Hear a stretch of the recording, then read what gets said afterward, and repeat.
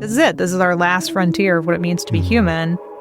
And that's, of course, led me to the much broader set of questions of how do we think about the impact of technologies on our brain, not just from being able to decode what's there, but manipulate and change what's there. I'm increasingly concerned about what does it mean for our capacity to think at all, let alone the privacy of what we think about.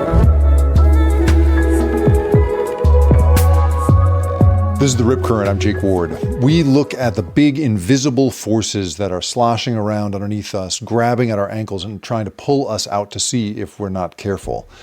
And when I tried to articulate one of the many iterations of this to a colleague when I was working in TV, I remember that producer saying to me, as I was describing this coming threat, he said, well, we're in the business of reporting on what's going on right now. You're talking about an imaginary thing that might happen in the future, but we do the news. And he was not wrong. That is totally right. But it really is a frustration, a difficulty for me as someone who thinks about and reports on the future implications of stuff, thinking about technology. And I have been, accused in the past of being a little too speculative, not just by that guy. Some people reading my book, The Loop, which was all about sort of trying to predict what AI was going to do to our sense of agency and to ourselves. People called it speculative. Turns out I was kind of right on, and I say that in all humility, because when I talk to this podcast's guest, you'll see that I was really thinking only a certain number of steps into the future. This is a person, Nita Farahany, professor of law at Duke University, who is thinking way out into the future. She's thinking about the degree to which companies are not just going to seek to shape our behavior, the way, analyze and shape it the way that I talk about in my book.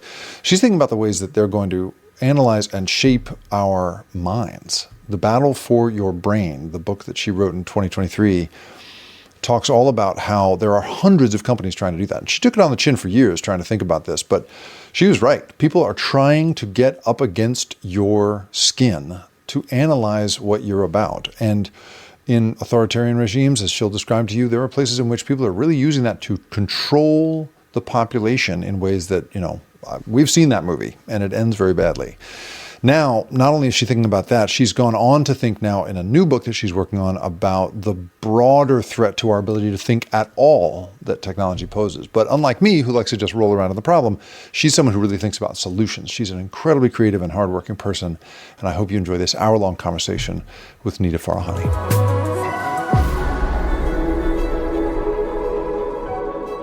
So I just got back from Brazil. I've never been there before. I know you travel like crazy. Have you been to Brazil? Is that a trip you've taken? I haven't. I'd like to go, but I haven't. Yeah. So here's why. I was thinking about you because I knew we were going to have this conversation coming into this, and I was so interested in.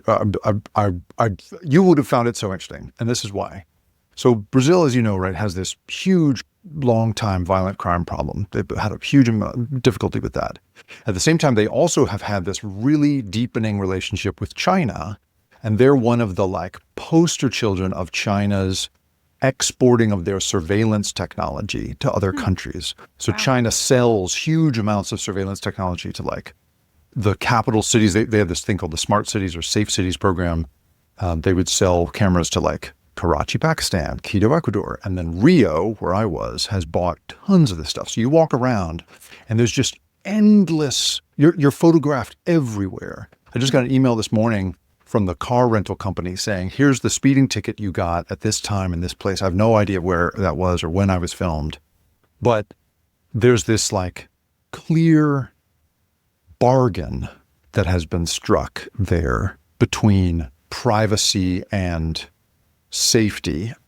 I know you travel a lot, and I wonder just when you are out in the world and you're seeing the sort of bargain being struck between surveillance and safety.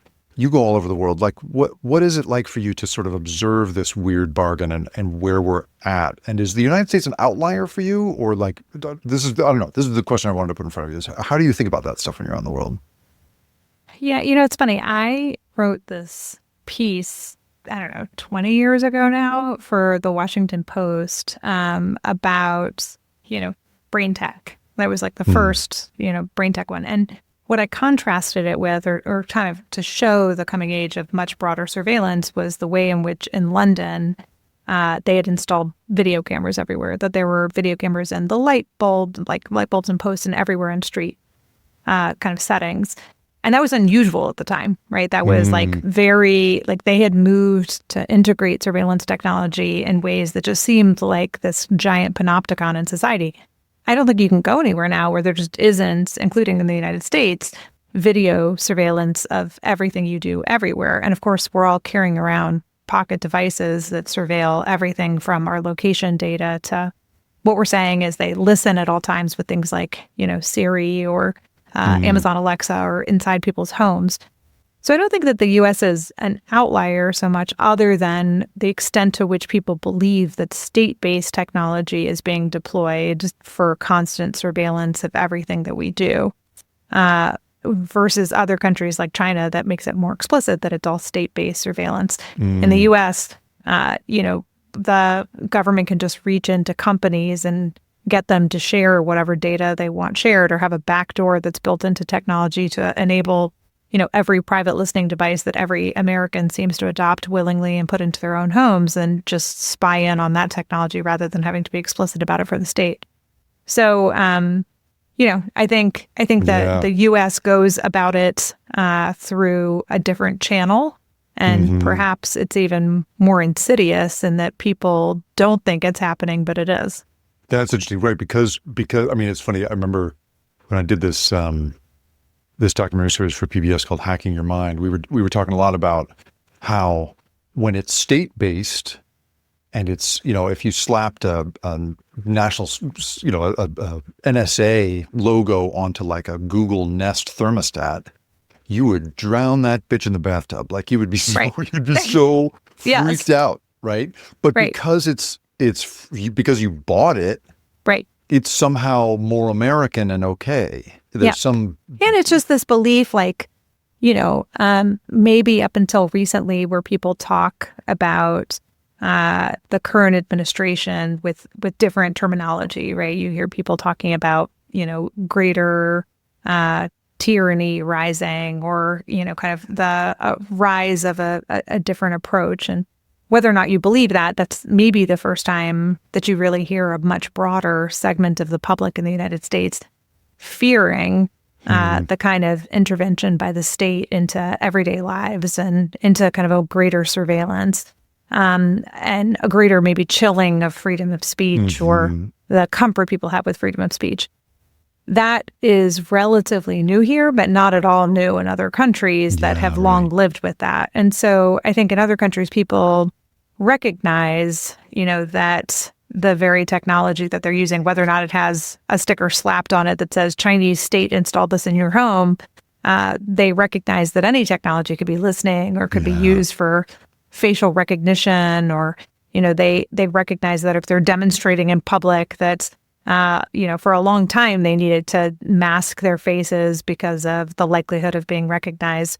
Whereas just recently in the United States, you start to see, students on college campuses wearing masks at protests or recognizing the likelihood that technology could be used for surveillance purposes. So it's a shift in consciousness here, but it's still not complete, right? You still have people willingly putting listening devices into their homes. And of course, most of us carry around, the kind of perfect listening device at all times, which is our mobile devices, and we don't turn it into a non-listening mode whenever we're, out and about or having a sensitive conversation. Right. And I mean, so for people who don't know, right? So your book, The Battle for Your Brain, takes this idea one step further, I think, than most Americans have ever taken it, which is this idea not just that they are filming you and listening to you, but that they are pressed up against your skin and trying to get biometrics and actual mental activity out of you. And I wonder if, like, early on, it's funny, like you said, you wrote this piece on brain tech for the Washington Post. I would imagine that, like, I can imagine a Washington Post editor 20 years ago being like, okay, brain tech, yeah, hey, wackadoo, like, what are you talking about, right? Like, for you, how hard has it been to get people, I think you should define this idea and sort of the realm you were in. But I also want to know how hard it was to try to get people to take that seriously when you were first discussing it in your circles. Yeah, it's a great question. So, the space that I've been focused on for a very long time now is what I say the interface between technology and our minds. And you can broadly think of that as neurotechnology. And when you say the word neurotechnology, I think to the extent that anybody knows what it is, they think of some device that's implanted into your brain, that you have some inability to speak or to move or have epilepsy or something like that would lead to electrodes being implanted in your brain, but they're not thinking about everyday technology. But now people are really much more familiar with wearable devices like an Apple Watch or a smartwatch or a smart ring that tracks biometric activity and picks up things like heart rate variability or temperature of your body and, can predict things for women like their likely time of ovulation or likely menstrual cycle based on all of that data. They're less familiar with technology that puts sensors that pick up brain activity. And brain activity can be measured in a number of different ways. The most common for wearable devices is to measure electrical activity in the brain. So as you think, as you do anything, as you're tired, the neurons that are firing in your brain give off tiny electrical discharge. And because there are hundreds of thousands of neurons that are firing at the same time, there are patterns of electrical activity in your brain that can be detected by something called electroencephalography or EEG. And just like heart rate can be detected through the skin, so too can this electrical activity be detected through the scalp or even as parts of brain activity like motor neurons leave the brain and go down your arm to your wrist and pick up, the firing of neurons that tell your hand to move or to type or swipe. And so increasingly, there are products on the market that pick up that neural activity, whether it's through a forehead band or headphones that have sensors that pick up the electrical activity or a watch that picks up not just heart rate variability, but also the neural activity at the wrist. And so I have been writing about that for a long time and talking about this kind of coming age of widespread neurotechnology. And when I first started writing about it, and talking about this coming age of where even our brains could be surveilled, I think, most people within academia said that these are kind of scarecrow arguments. You're kind of putting up a scarecrow and attacking it. It doesn't really exist. It's not a real problem. This is a journalism problem, too. They don't like you you can't cover threats that haven't taken form yet. That's right. And in academia, it's sort of like, how is this useful, right? And I had lots of early examples of it, but it's, one company here, one company there, not a big and wider spread issue. Well, and you also, you have an undergraduate degree in biology, and then you did advanced study in biology, right? You were on a whole other path once upon a time before you became a lawyer. Yeah, I've always been really deeply interested in behavioral sciences, and so I studied genetics and in particular behavioral genetics, and then I focused the same on behavioral genetics and neuroscience in a master's degree, and was trying to figure out where I wanted to go with it all. Like, did I want to be a medical doctor? Did I want to go into law and do intellectual property law? I was always interested in these issues, but not sure how to blend them. And over time, how did you make that transition from sort of like, oh, this is neat to, oh, this is something everybody needs to know about for ethical reasons?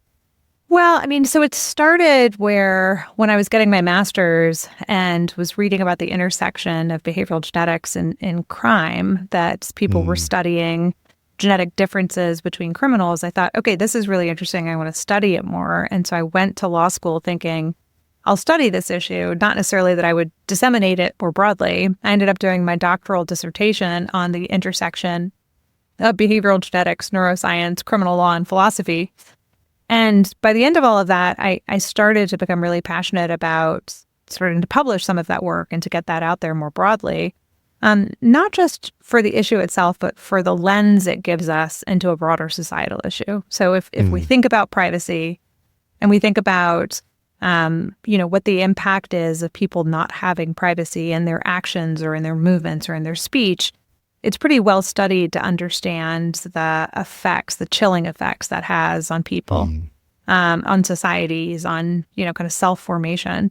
But very few people have really thought beyond that to say, well, like, what if we could literally decode what you were thinking? What would the implications be for the chilling of internal speech? What would the implications be for, how we think about our interactions with the state or with each other?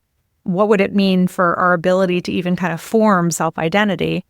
And those were the issues to me that were really interesting that it provided. And then as the technology advanced, it became much bigger and more substantial threats. And now, all of the major companies are in on this, from the major implanted companies like Neuralink from Elon Musk, that are racing ahead with developing implanted neurotechnology, to companies like Apple and Meta making huge bets on integrating brain sensors into everyday technology.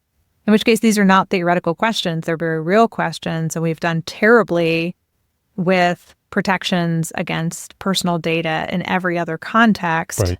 This I see as kind of like, this is it. This is our last frontier of what it means to be human.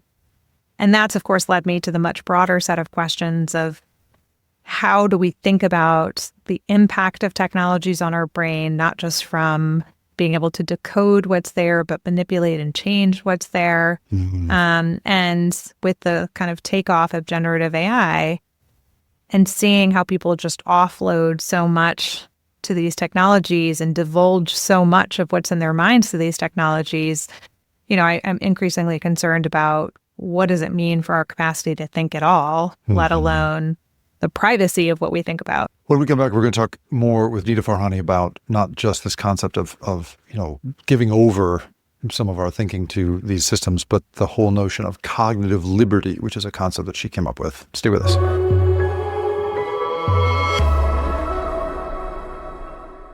So in your book, Battle for the Brain, The Battle for Your Brain, you talk about cognitive liberty. And I think to approach that concept, you've used this term a couple of times, and it's one of my favorite terms that comes out of the law, because I think it's such a smart and interesting way of thinking about things. But you kept saying the word chilling, the chilling effect that something has. And as a legal scholar, give us some sense of that, right? We're talking about a thing that has an effect on behavior, even though it isn't actually in any legal way acting on behavior. There's no real prohibition being enacted here, or any laws or rules being put into place, but there's an effect on behavior. Tell us about sort of what is the chilling effect of being monitored all the time? Yeah, the chilling effect is people being afraid to speak up or speak out for fear of the repercussions of doing so. So let's take like a really easy, real example right now. I'm a university professor. A lot of university professors are really afraid of what they can say or do right now at a moment when higher education is being targeted for defunding and for disaggregation between what's happening in the federal government and what's happening at universities.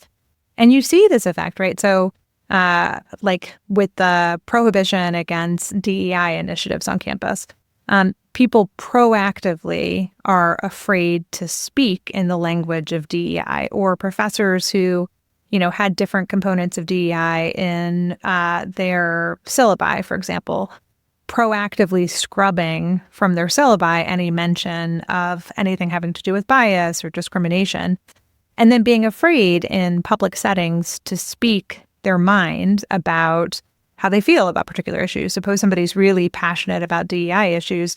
They're afraid now in any public setting to say anything about it, not because there's a law that targets them from saying anything, but because they're afraid of what will happen if they do.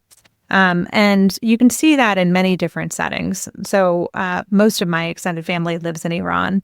And many years ago, I was visiting with some of my first cousins in Iran. And I remember we're in a car in traffic. And I was asking them something about what they thought about, the current regime, and what they thought about they're like, we were going to a party, and usually inside homes, people don't wear the headscarves. And so they take them off when they're out of public settings and in private settings. So I'm asking them about that. Like, do you worry about that? And they say, shh, shh, shh, shh, shh. And I said, what? And they're like, don't talk, right? So they're signaling don't talk. And why is that? Because they're afraid that there might be listening devices in the cars, or they're afraid to ever speak up against the regime and what their perspective and their views are.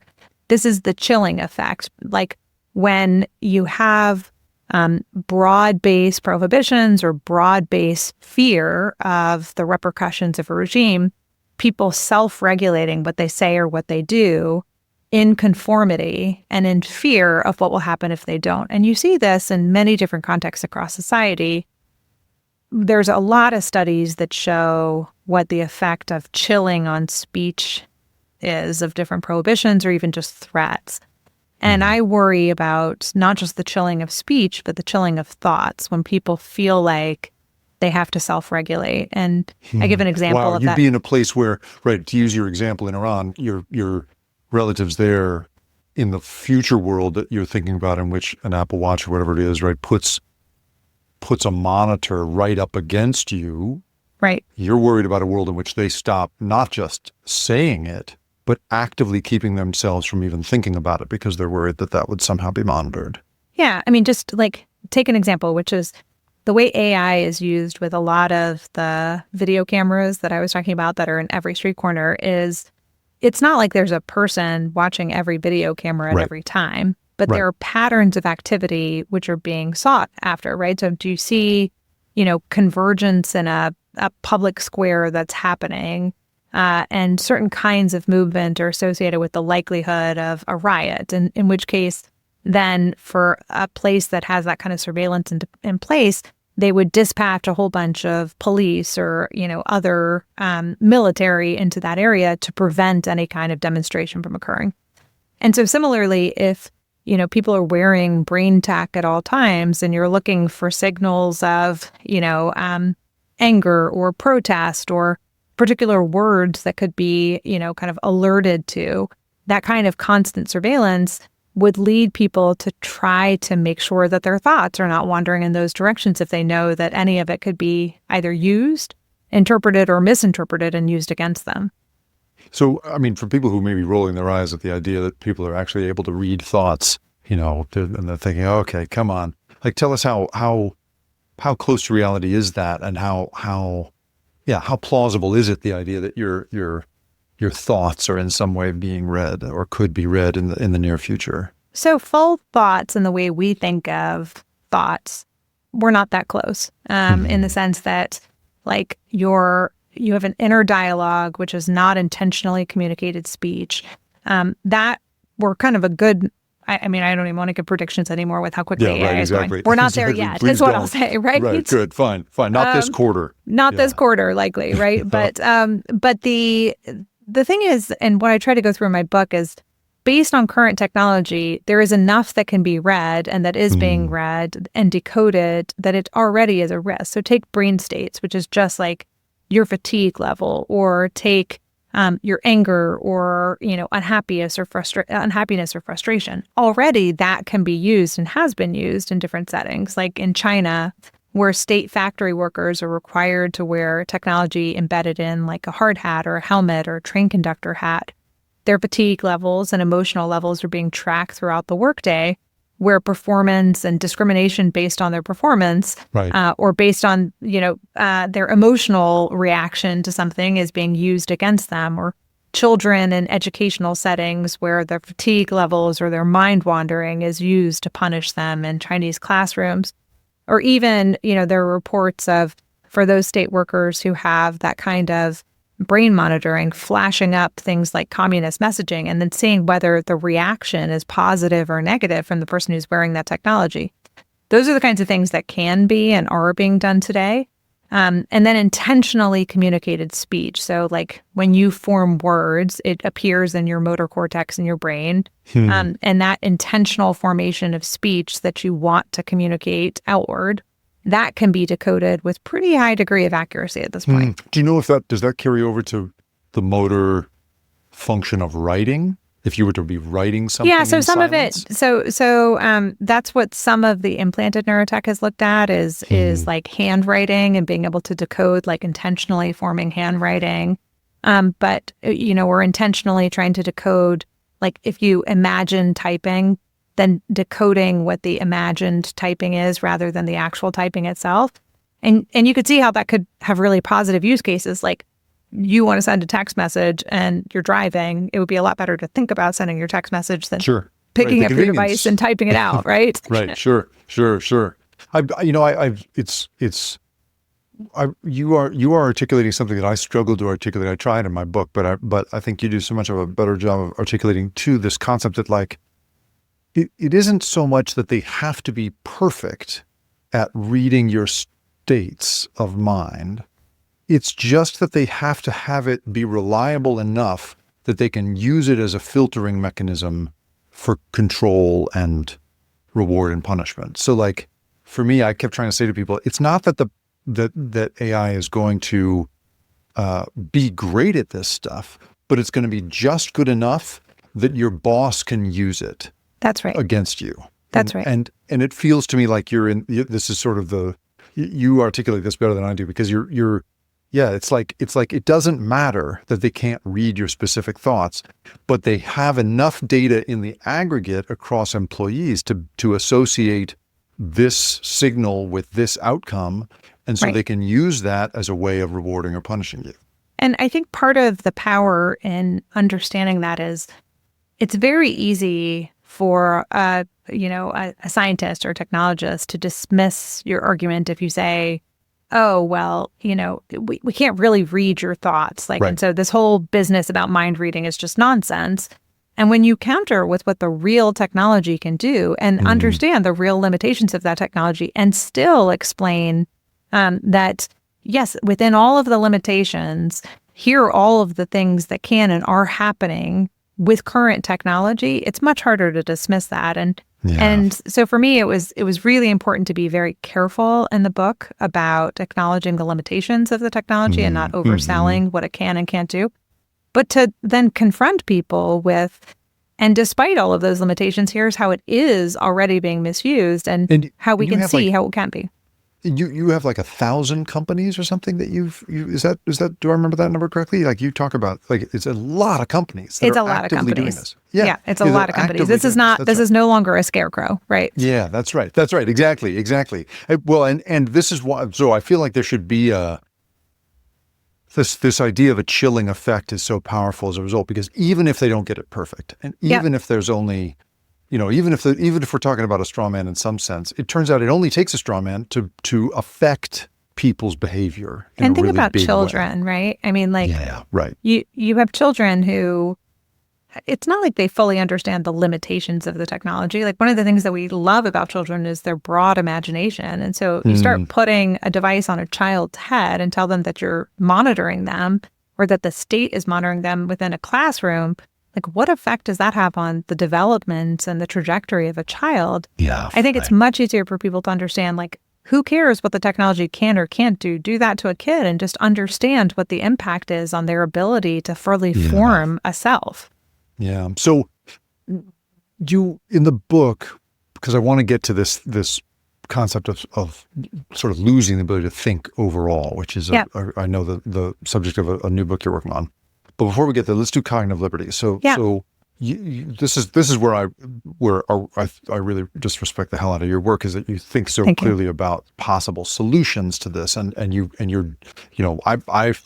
my training is all about branding the problem, but you have branded the solution in this case, I think, really well with cognitive liberty. So tell us a little bit about this idea that you could somehow enshrine a protection against the kind of effects that you're talking about. So first of all, don't undersell your work, because the loop is fantastic. And it's only because there's great work like yours where I can build on the foundation of people already having really well described the problem and raised public consciousness about it, that I can then think about, okay, well, so what can we start to do about it, rather than spending as much time doing that. But I'm putting that out there just to say, like, let's undersell the value of doing that. But right. But given that work, what I've been focused on, in part as a law professor, has been thinking about what are the legal frameworks we need. And the next book moves beyond legal frameworks. But in this first book, it was really, okay, what can we do? And for me, it's thinking about not just neurotechnology, but all of these technologies that interface with our brain and mental experiences, to say, if we think about what liberty meant before the technological revolution, before this kind of information age, liberty, was about your ability to, have freedom within the world, to not have unnecessary state intervention. But what does that look like in this modern era? And I think an update to the concept of liberty is the need for cognitive liberty, the right to self-determination over our brain and mental experiences, which is both a right to access and use technologies that can give us information about our own brains, can enhance our mental experiences, but it's also a right from interference with our mental privacy and our freedom of thought. And so I track that in this book. This concept of cognitive liberty is like a guiding principle, an organizing principle to think about what are the rights we need to update and map that to international human rights law and say, there is this right to self-determination in international human rights law, primarily understood as a collective and political right. I think we can expand our understanding of that to include a right to individual self-determination. There is a right to privacy, and included within that, to me, is the right to mental privacy, which is a right against, interference with and inferences about the automatic processes in our brain, including our mental states. And then freedom of thought is already recognized as an absolute human right, but it's primarily been applied for religious and political beliefs, and I think we need to expand our understanding of that as well to safeguard against interception, manipulation, and the reason I start with mapping that to international human rights laws, one, this is a global issue. But two, I think that gives us the powerful language and norms we need to start to reset our understanding of individuals and our relationship to technology and to say, there is this framework we need that then translates into laws and practices and industry standards and individual practices. But it's, in kind of the way you described it, it's the naming and framing that I think we need. And so cognitive liberty seeks to really name and frame the solution set that we need. Well, and as you describe it, and I'm sure people listening to this are having the same experience, as you describe these fundamental ideas, I feel like I find myself thinking, aren't there laws about that already? This there is sort should be, of right? There should be, right? Because it's so clearly you should be private in your thoughts. Right. And clearly you should be free of interference in that. And yet our laws just didn't contemplate that world, right? Yeah, So, they never thought that'd be necessary. This is why the originalist stuff makes me so crazy in legal scholarship, where they talk about how it should be exactly as the founding fathers imagined. And you just go, are you kidding me? Do you have any idea? They would have a coronary if they saw what was going on in the world right now. That's right. They'd have no ability to process it. And so for me, it's so smart, I think, to try to re-articulate this as a new concept, because once you put a name on it, then people are put in the position of saying, "Oh, you mean that doesn't already have a name? Yeah, that isn't already a law." It's true for me about the data privacy stuff. Whenever you tell people about data privacy, they go, "Oh, you mean there's no law about that at all?" And you go, "Yeah, there are no laws about how Meta gathers data on you. Nothing, other than what makes you upset and makes you walk away as a customer. That's it. Right. So that's great. Okay, good. When we come back, I want to talk now about the next phase of Nita Farahany's research, thinking now just not about our specific relationship to technology, but how technology is affecting our ability to think entirely. Stay with us.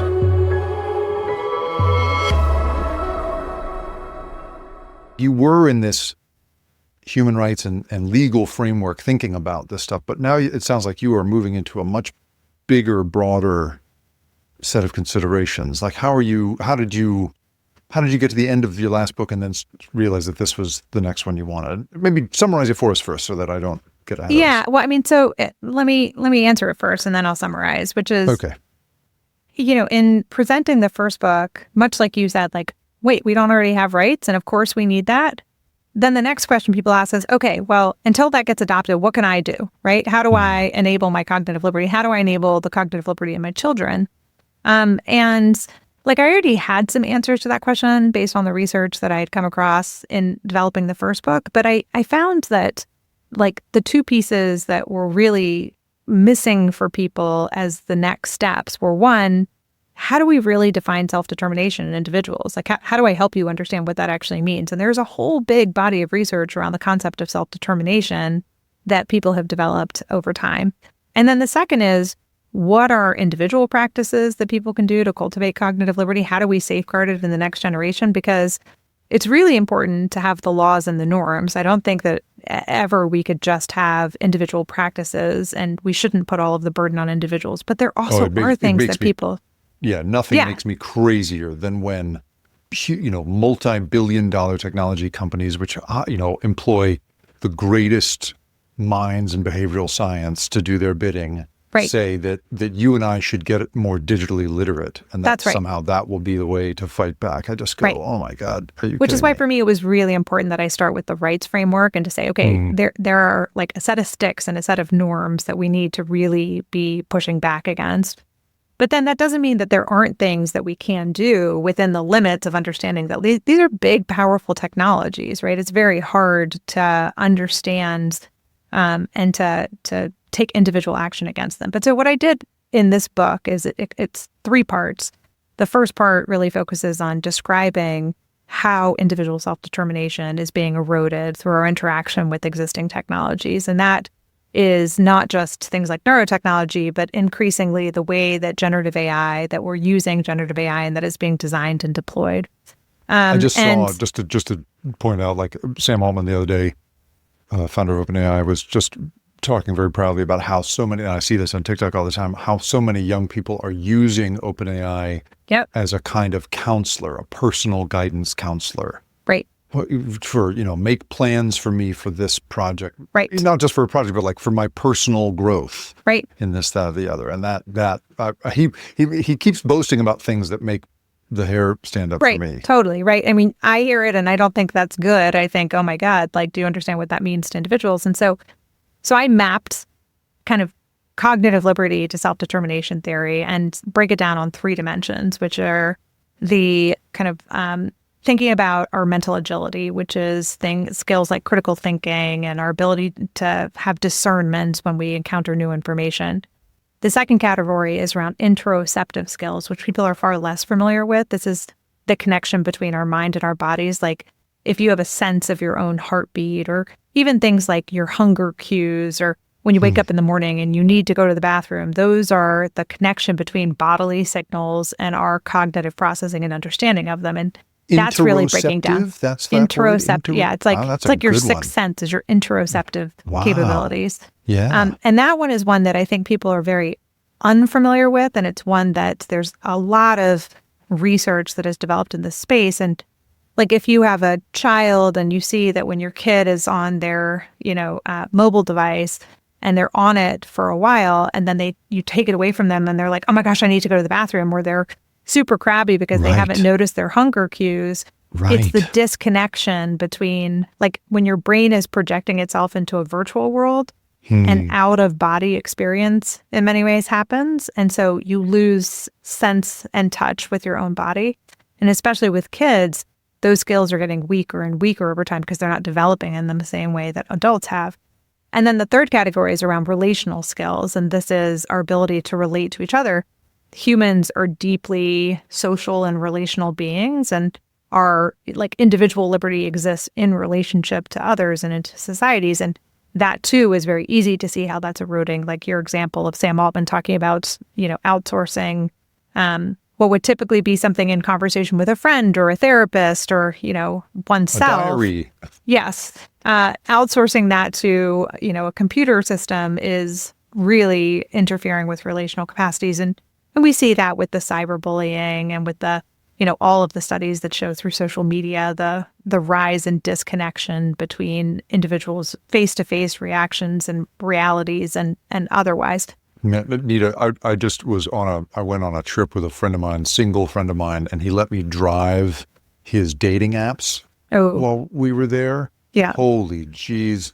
Like, oh my God. I was not... Yeah. I did not come away enthusiastic about the future of human relations. It was not I hope that I stay married forever and never Oh my God, that was my number one thing. I came home to my wife and I was like, hold me. I'll do anything you ask. Yes.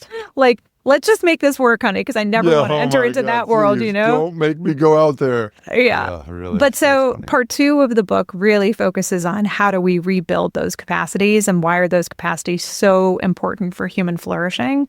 Yeah. And then part 3 builds around this concept that I'm calling the cognitive commonwealth, which is like, even if an individual is doing really well with their ability for self-determination, if the environment that they're interacting with is entirely polluted, right? If the air you're breathing is so toxic, it doesn't matter how good you're doing, right, individually in your body, that really matters as well. And so it's the collective action solutions that we need to restore our capacity to have this shared foundation for humanity.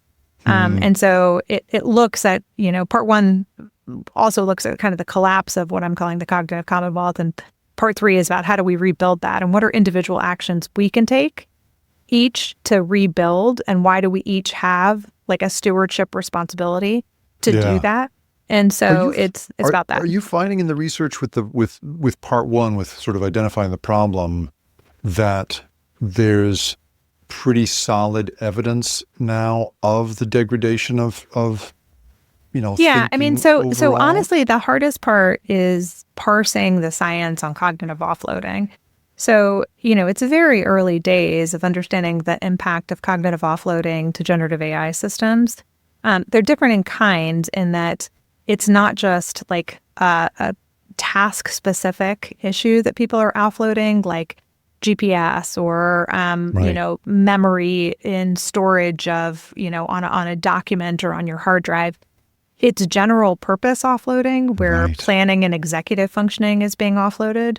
And most of the studies aren't measuring that right now. They're measuring things like how well does somebody perform on a test. Well, and people are doing better on tests. Yeah, right? How would you even do it? I don't even know. Well, you could measure executive functioning, and you could look at, so I worry about, the ability to form an outline or an article or a plan of what you're going to do on an itinerary.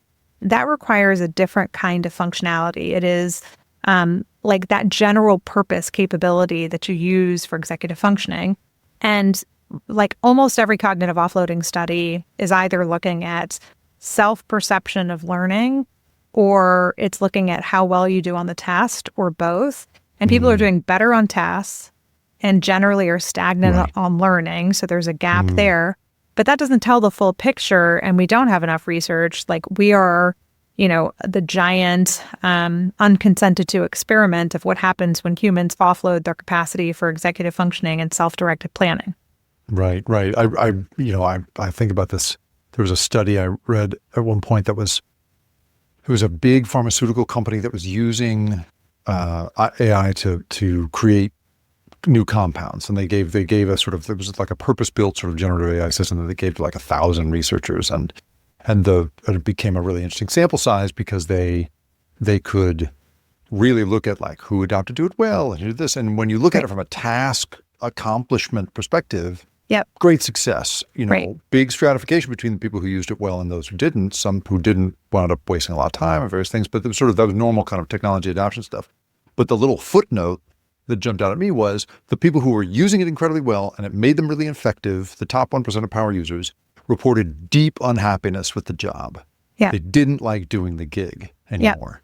There's all kinds of research for a long time that has shown like automation boredom that happens, right? Pilots, when there was a shift from, flying planes themselves to automation, job satisfaction went down, boredom went up, mind wandering increased. Yeah. So, automation, like there's a lot of research you can draw from to try to show the picture of what's likely to happen, but hard science on what happens when we offload general purpose cognitive capabilities, like there is nothing on that because we've never done that before. And is that good for society? Talk about a straw man that you can't really get your arms around. You can't. So I can show what the impact we know is, like we know what the Google effect has done on memory. People no longer remember things, they remember where to find things, or the photo impairment effect, which is people don't remember their experiences of like their children's birthdays anymore. They are, because the encoding of the memories is reduced by taking pictures of it.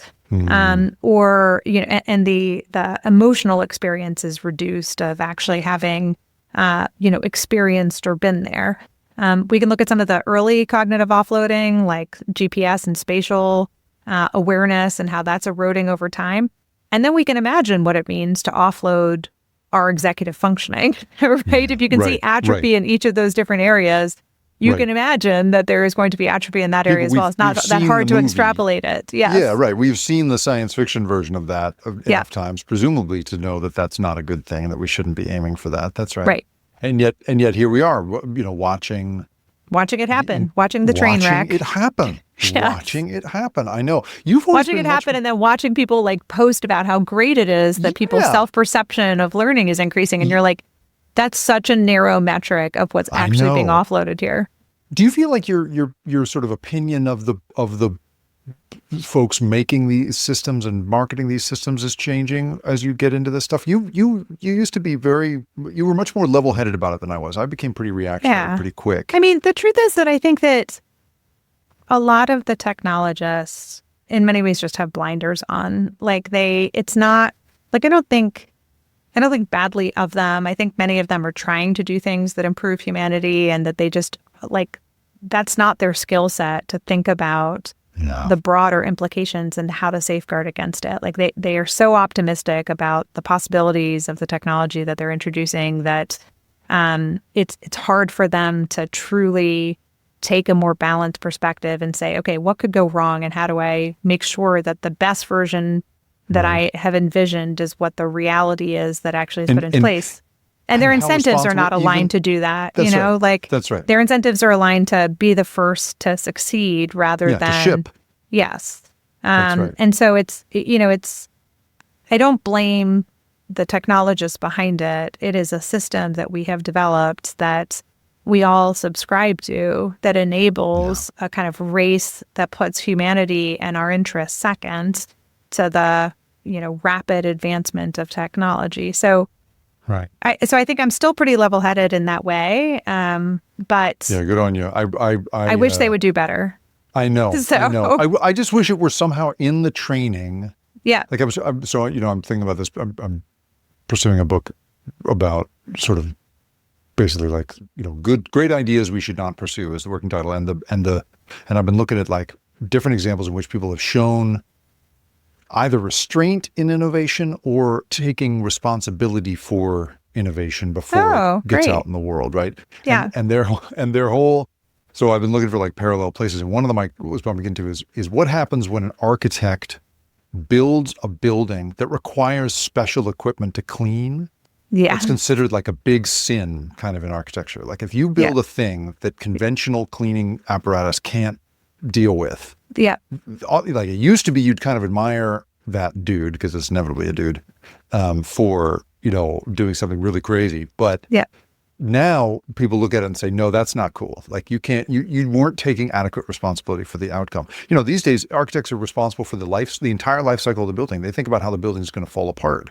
Yeah. And that it will do so in an ecologically responsible way. If you transported that over to how people who are shipping, going from concept to funding to shipping in 9 months. Yeah. It's your example just made me think of like USB-C and the shift, like, to just different, like making entire technologies obsolete. Does that include like ship us back every one of the, original USB cords that you had, and we will recycle them and have a plan for that? And that's right. Exactly. Well, when we come back, I want to get to this notion of the cognitive commonwealth. What is it to actually create a safe space for all of us? We will be right back.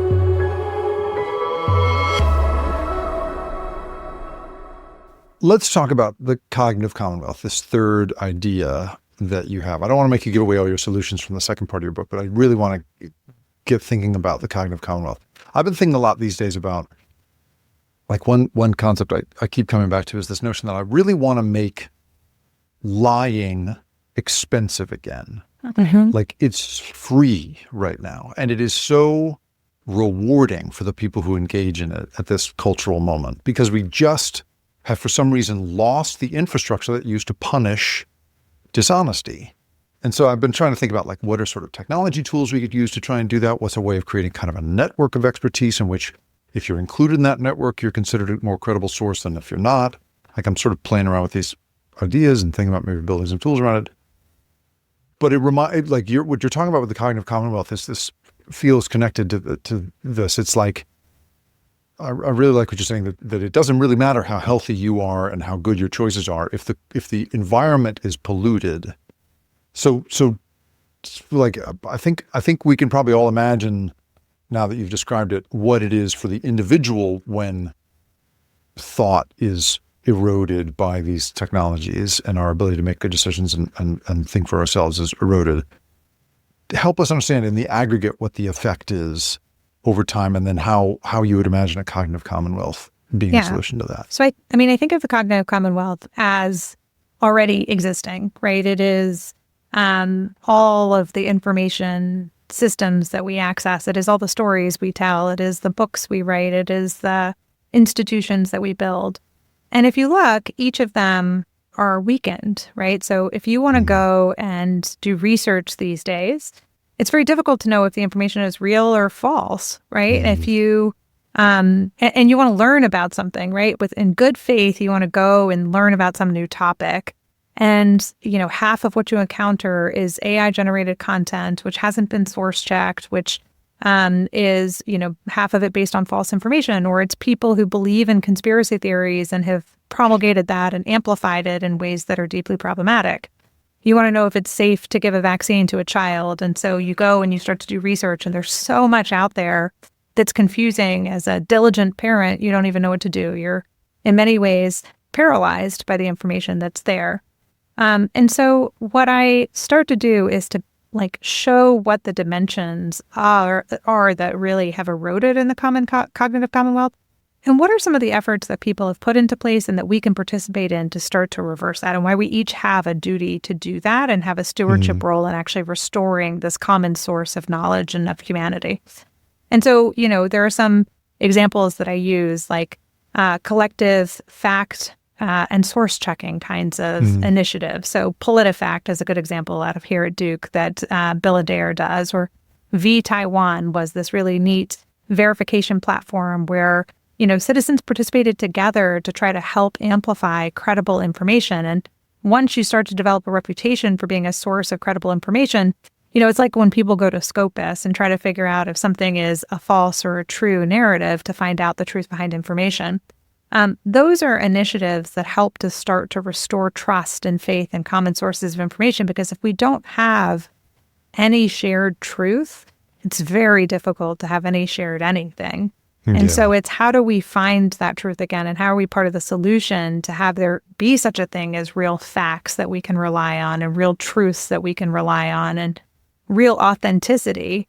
If you don't know that you're interacting with a bot or a human, it's very easy to fall prey to deception or to not have trust in your interactions that you have online. So how do you start to restore some of that trust that you have online? So it proposes a number of both collective solutions that we should be investing in, but also what we as individuals can do to contribute to those and to lead in those efforts to restore not just our individual thought processes, which is, incredibly important, but, to both be contributors to the cognitive commonwealth and recipients of a restored cognitive commonwealth. So I had Renee DiResta as a guest a few weeks back. She's an internet researcher. I'm sure you know her. And she was making a really interesting... She's had a heck of a time, hasn't she? She is. Yeah. I mean, I don't understand how anybody in the public sphere operates in that world anyway. And when the researcher is female, it is so much more horrific. I just don't know how female experts in that stuff get out of bed in the morning.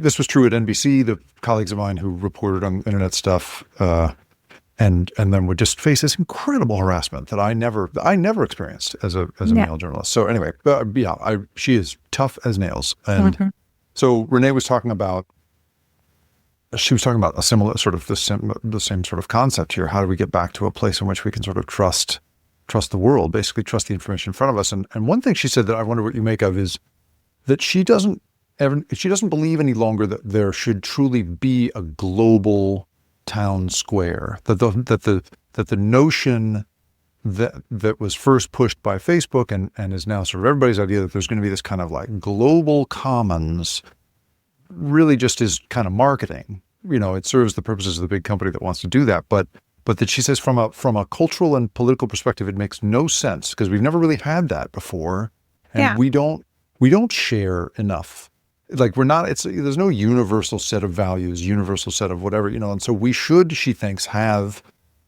bifurcated pockets of community and information and so forth, so that I think that's probably right to what do you some think about that? extent, Yeah. right? Which is, like, I really value the local fact-checking kinds of initiatives, because you're far more likely to trust your neighbors who are collectively part of, a kind of information verification. Like, that relational autonomy piece is so important to so much of what we do as humans. But that shouldn't preclude us from thinking about norms that should exist within platforms that are global, like Meta, right? So the idea that there is some platform where information can be amplified globally should require that there be some norms within that community about the veracity of facts and, what happens with badging when you're interacting with a chatbot, and, basic ideas that should be the kind of floor for that.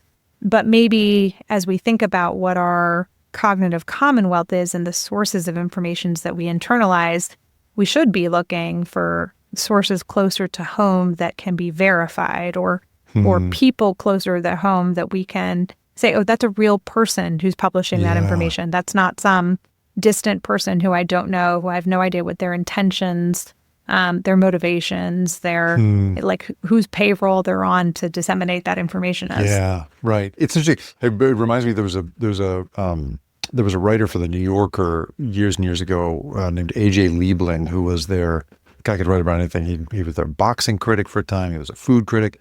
And as a food critic, he absolutely hated the rise of the Michelin Guide. The Michelin Guide to him was a nightmare, because he said you could, once upon a time, you would go to whatever the restaurant was in the town in some French village, and the food you knew was going to be excellent because the same people are coming every night. And if it slips at all, they're going to give hell to the chef. And so you knew the food could be great. But that the Michelin Guide created an opportunity for Parisian weekenders to drive out to a place they'd never been, eat at a restaurant once, and never go back. And he said it gave rise to a whole kind of mediocre cuisine designed for these day trippers. And it's that thing of like, yeah, I love local intelligence, right? I think that's absolutely right. And yet I'm not sure that I want local intelligence for vaccine information. Right. Right. Like, I think there are some universal, like scientific universals, right? The Enlightenment was supposed to give us the opportunity to arrive at some universal expertise that we could all draw on. And so, but you might trust the local doctor who's sharing the information about the vaccine. You would hope that there is a commonality of truth, right? That you're not like, if you visit one doctor, you're going to get the same answer as if visiting the next doctor about the risk-benefit profile. So there's a difference, I think, between the nature of the information itself and the source that you receive it from. Yeah. Do you think that achieving a cognitive commonwealth requires that we push back against the ability of people to make money in the way they've been doing over the last couple of decades in this, creating of these big polluted environments? For me, one of the big lessons I think that there has to be some, look, like I started with law, I will end with law, right? Which is, I don't think this is possibly something that should, or that we should want to be all on the shoulders of individuals to carry forward and to fix. And, it has to be in relationship with effective governments and with effective institutions. But we can each play a part in restoring those institutions. And I think we each have to play a part in restoring those institutions. I don't think that we can leave it to the few people who are leading the tech companies or the few people who are in charge of government to come up with those solutions without a groundswell of political will that shifts them in that direction. Yeah. So in many ways, what I want to do is restore to people the belief that they can play a part in the solution. Yeah, I like that. I like that. There is so much, it serves the purposes of these, of the people trying to do wrong or make money off the wrong things to feel helpless in this situation. I think that's absolutely right. And so, yeah, restoring some autonomy. I really like that. Nita Farahany, thank you so much for being here on The Rip Current. I really appreciate it. Thanks for having me. The Rip Current is produced and created by me, Jacob Ward. And if you liked this show and you want more content like this, go to theripcurrent.com, where I publish a weekly newsletter that covers these same sorts of stories of the big invisible forces that have us all in their grip. And if you want to really do me a favor, if you could go to where you have listened to this or watched it and like it, share it, or even better, review it. Holy cow, is that helpful? It's the best possible way for me to find a new audience. I really appreciate you being here. Thanks for listening.